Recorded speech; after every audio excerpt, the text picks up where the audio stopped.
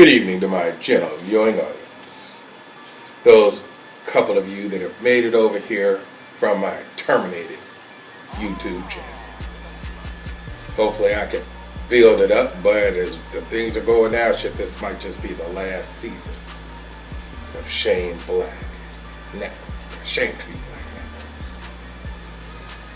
Network. But before we go, we need to talk about a few things, such as racism and the fact that it still exists. I want to tell you a little tale that occurred in America. Yes. Biscayne Park, Florida. It's a suburb out there in Florida. Population 25% black, 75% not black. So I don't know the white, Hispanic, etc. But I can tell you that Raimundo Tessiano is apparently of Hispanic background.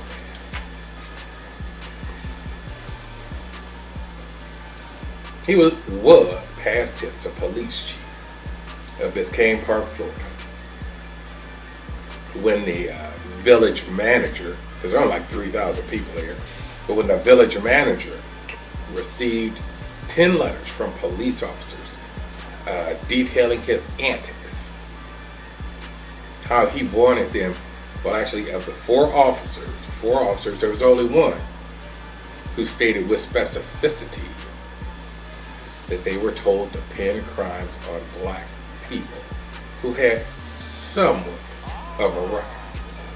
The other three officers just indicated that they knew what he wanted, that there was no mystery to his orders and what he wanted to arrest black people.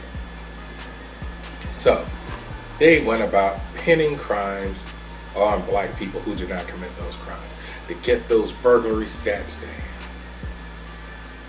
Don't believe me? What the fuck? Let's just have some news footage. No, it's not news footage. It's like council meeting or public meeting footage. Just look at the motherfucking footage, bitch. Have a look. Biscayne Park is that we are truly a family here. And one of the great things about being the chief of police of Biscayne Park is that we are truly a family here. A family who works together and is joined by one common cause, which is the protection of life and property for the residents of the village of Biscayne Park. For May, we have Detective Raul Fernandez. And before I let Raul sit down, I want to give you something that I'm also very proud of. This year, as we stand, we have a 100% clearance rate on burglary cases in the village of Biscayne Park. This is the first time that I've ever known that to happen in any department that I've ever been in. He's a great part of the reason.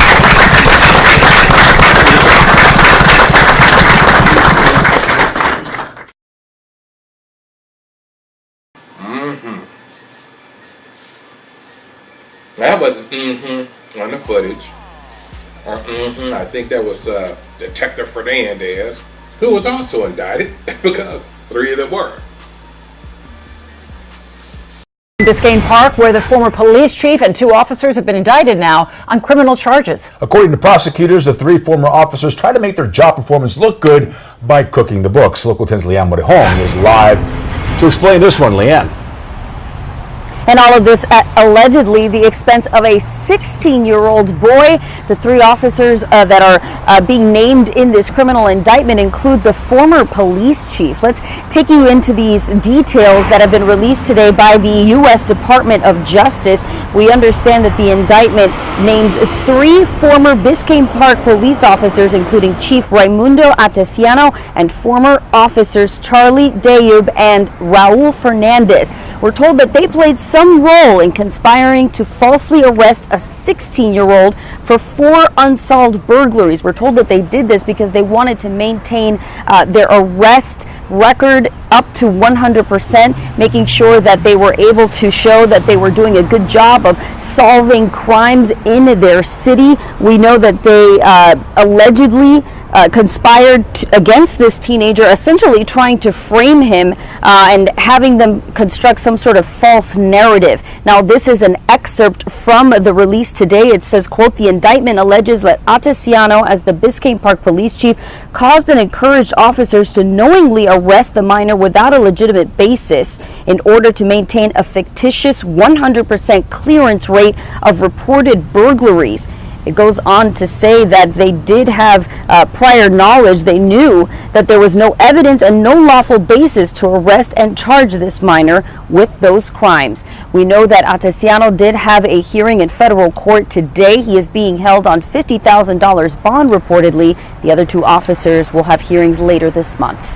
Reporting live in Biscayne Park, Leanne Morejon, Local 10 News.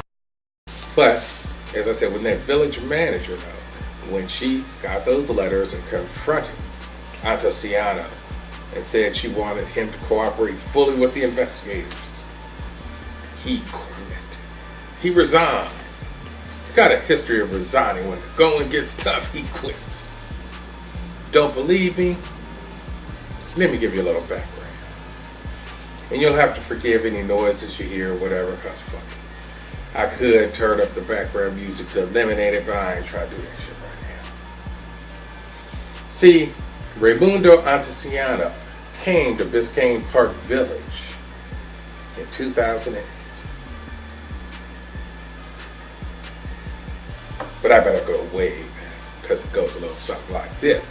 He came there after 2006. There was an incident in 2006 when he was a sergeant in Sunny Isles Beach. It's a sergeant in Sunny Isles Beach, and there was a case, and it involved some doctored arrest record or records, plural. And so when they approached him about that, and they're like, look, well, I don't see it right here, but in effect, I will paraphrase for you. They said, quit, or we're going to arrest your motherfucking ass. Quit, or we're going to go look at this shit with the fine-tooth comb, and then you might as well go ahead and get ready to get anally raped up in the joint. So he quit. And more often than not, you'll see that they recycle trash. That's what police departments do. You fuck up in one department, you quit. Because if you get fired, you're going to have a hard time getting that other job, just like people in regular life. Got a hard time coming up. But if you say, I resign, oh, well, shit, you know, it was kind of boring up there. You know, I couldn't get no pussy because there wasn't no ladies, no nice looking ladies. So I just resigned and everything. But y'all got some fine ass women down here in Biscayne Park. Shit. I figured it was time to dip my wick, or, you know, put my stick in her matchbox, or whatever the fuck you want to call it. So that's why I resigned, and I came over here in 2008. From there, he rebuilt his reputation, all right. You see, he was elected or voted or whatever the fuck Officer of the Year in 2011. 2 years later, the police chief was resigning, and he was promoted to police chief. Now, if memory serves me correctly, there's only like either 12 or 16 people in the whole fucking department. But they were so happy when he got elected. And then you heard the video where he said, we got 100% clearance on those burglaries. I'm accessing the teleprompter right now. Got 100% clearance on the burglaries, thanks to Detective Fernandez. Never heard of that shit before. But then, an officer named Guillermo Ravel ran up on TD. I don't know the fuck TD Jakes or something, but TD is a minor. I believe he was 15 when they first ran up on him. Let's see, he's 21 now. Okay, so it was 15, yeah. So then I guess first time they ran up on him, he was 15, crossing some railroad tracks to get home. So now he has somewhat of a record. Then, February of 2013, Officer Guillermo Ravel claimed now claim. Y'all just keep thinking claim while I refresh your file.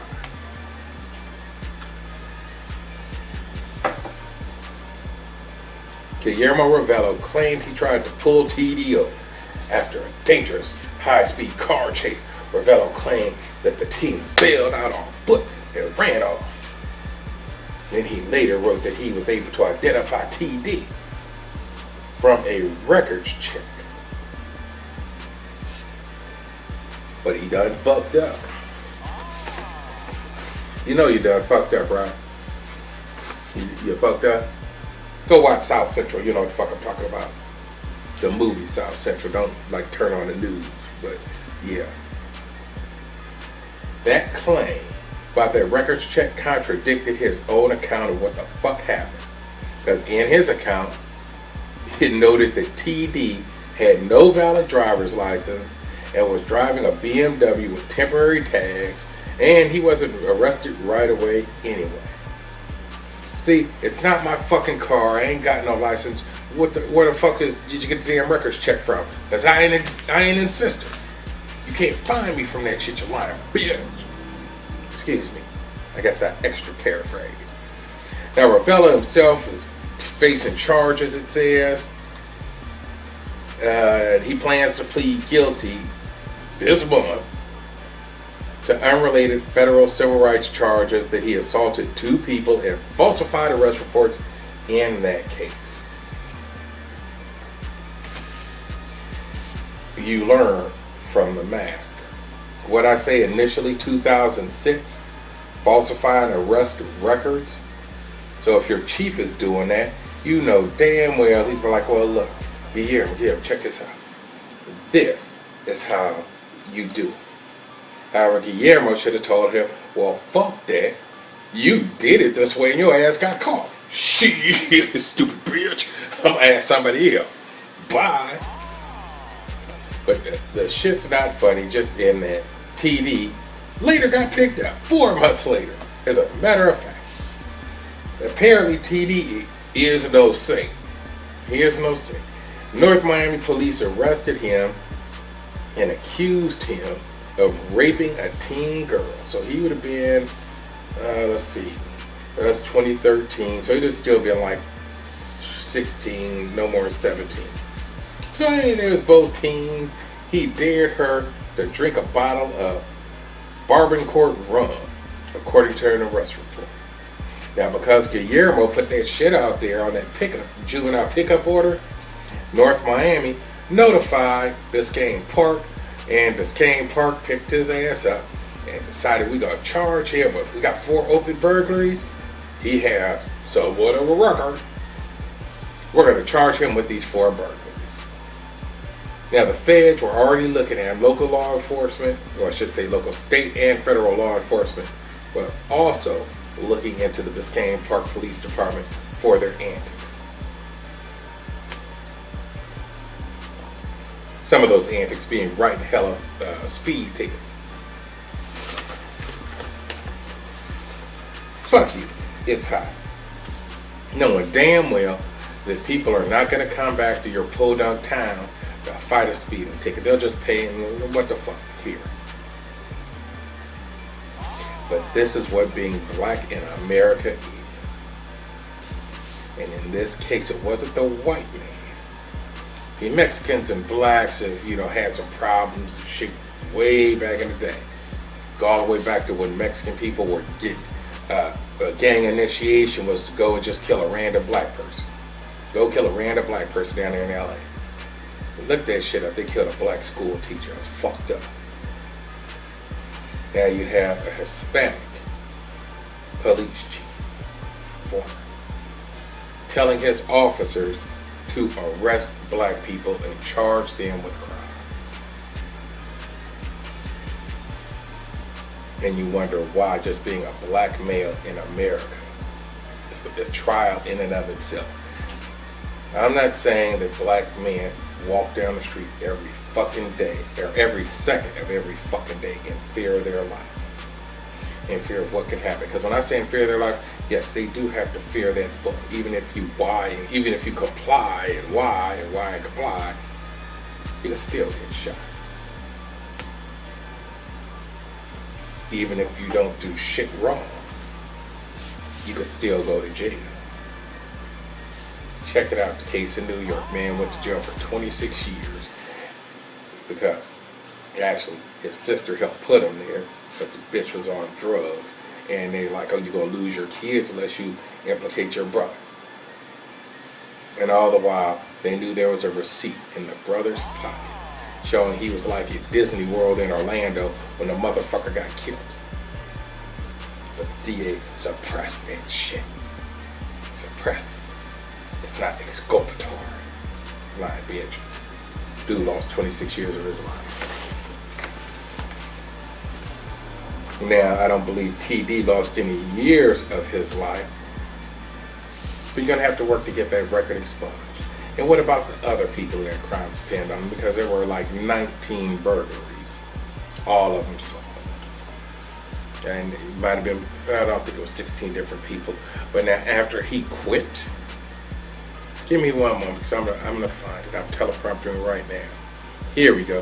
Of the 30 burglary arrests documented in 2013 and 2014, nearly all were black males.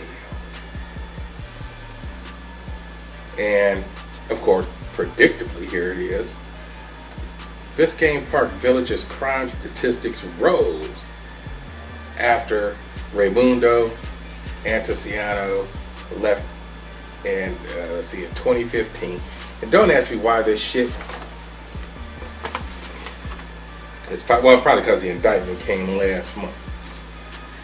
But in 2015, records show village cops did not clear a single one of their 19 burglary cases.